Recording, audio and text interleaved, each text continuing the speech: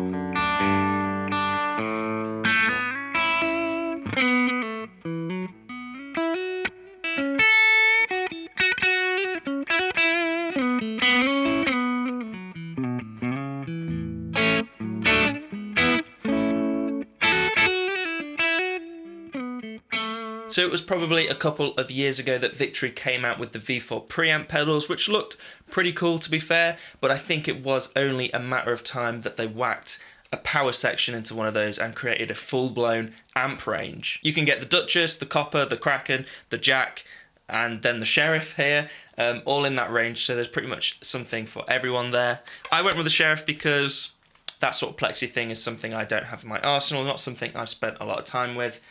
So I knew I'd get a lot of use out of this type of sound. All the different variations have quite similar specs as well. This Sheriff, for example, has 4 preamp valves in the front end, 180 watt Class D power section, 2 channels, 3 band EQ, reverb, effects loop, headphone out, a valve response circuit, 9 volt DC power output if you want to power another overdrive pedal or a tuner.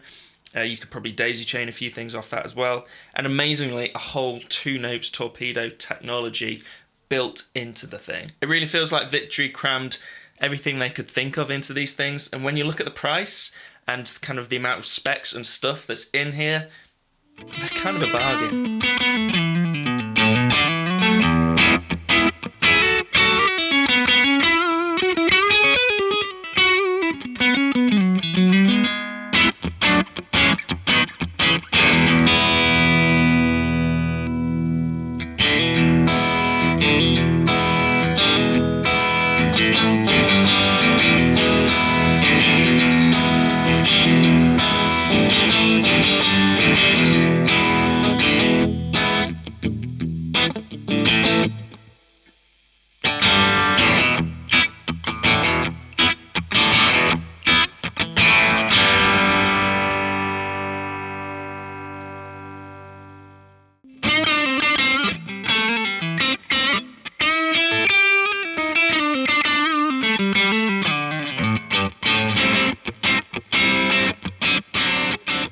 Most importantly, we need to talk about the tones out of these things. As I said, I went with the Sheriff because I don't really have that sort of martially, for lack of a better word, thing in my arsenal, so I knew I'd get a lot of use out of this.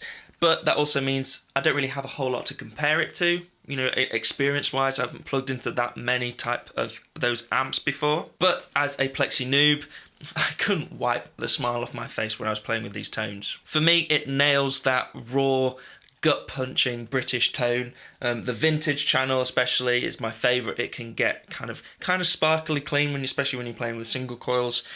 But with some humbuckers, it's absolutely classic rock for days. It's so good. And if you're into pedals, that vintage channel takes pedals really, really well. But we'll get onto that in another video.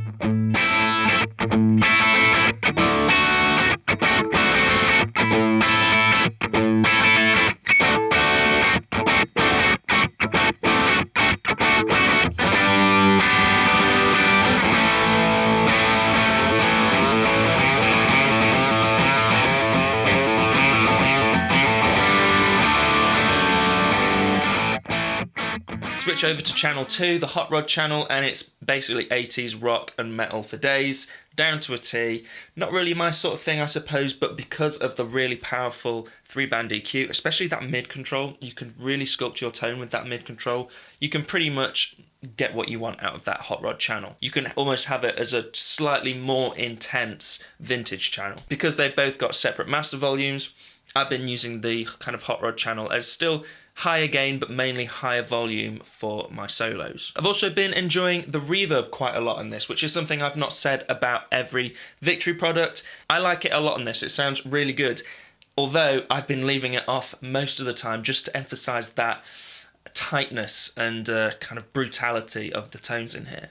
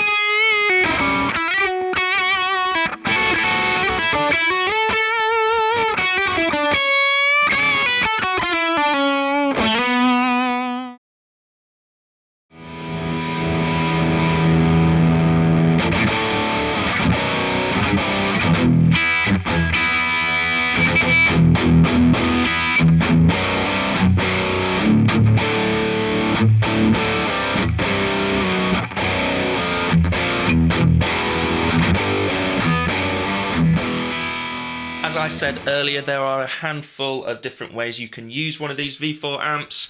As I said, sit it on top of your cabinet, plug it in there and jobs are good. It can run a 4 ohm cab at 180 watts, which is mad.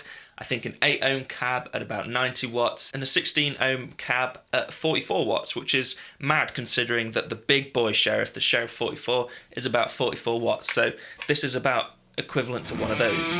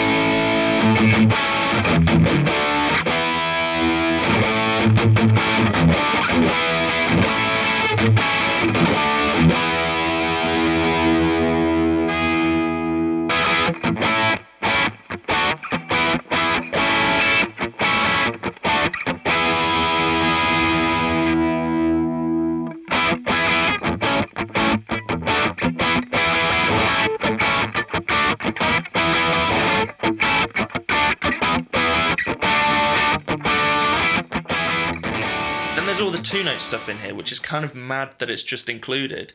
We have 6 onboard presets that you can fully customize with the 2-note software, something I've not really delved into yet, but you can sort of change the cab you're using, really adjust the room and reverb sounds there. You can almost use it as like a second reverb control. You know, you can really crank up those room sounds, and that's probably how I'd use it. I'd probably have the first preset as like my go-to, works with everything, 4x12 cab or something, and then all the others, different flavours of room sound. I'm actually not a massive fan of the factory presets here, so it probably is worth your time to delve into that software and make your own presets. I do quite like the first preset, that's kind of what I've been using all the time. To me it just sounds like a classic 4x12 cab, not too much room sound, just works with everything. I need to spend some time tweaking the other presets. The 2-note stuff all comes out of the DI out, so for front of house, but it also comes out of the headphone out, which is really useful for practice, use at home. However, I did notice a little bit of noise when I was using the headphone out.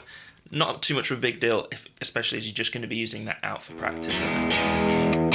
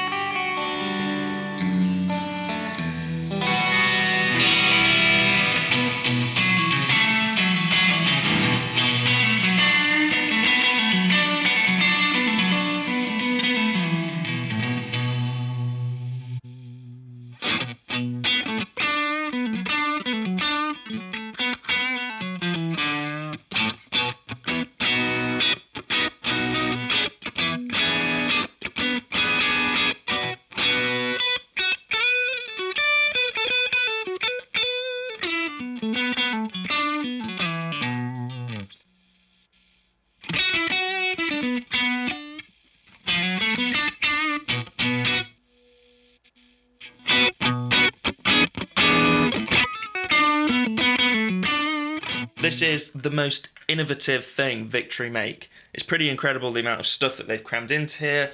I now consider this to be my third amp, along with the other two Victories actually. This isn't an amp alternative, as I said, this is a full-blown valve amp. I could absolutely use this alongside the other two. Switching between them, I actually wonder if I could make some sort of stereo wet-dry rig with this.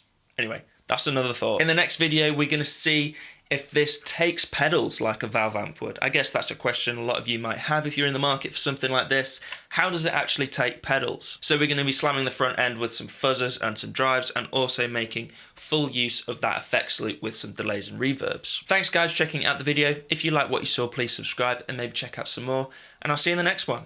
Cheers guys.